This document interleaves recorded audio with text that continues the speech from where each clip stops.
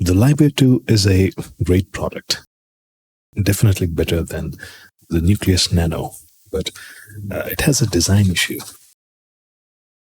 Getting the battery out of the motor is a real challenge. You seem to require super dry hands to be able to slide them out.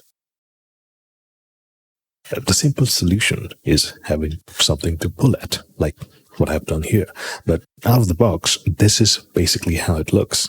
What I did was peel off half of these labels on both the battery and just stuck them back together. And it works surprisingly well.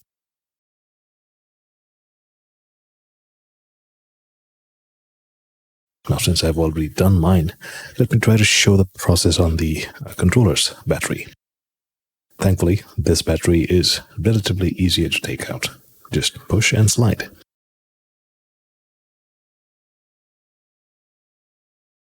The motor battery is just two of these stuck together with some mild glue.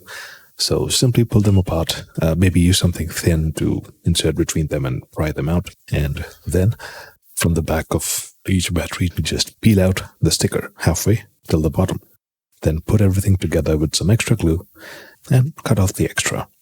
So now you have a flap that you can hold on to. And now it's possible to change the battery with just one hand. So I hope it was helpful. And one extra tip for Sigma FP user, you can use the rig that comes bundled with Library 2 in this configuration, where you could ditch the handle, but use the two connecting pieces, and it allows you to have this very compact looking setup where you can also have a video transmitter, which is the Mars 300 in this case, and it all fits very nicely.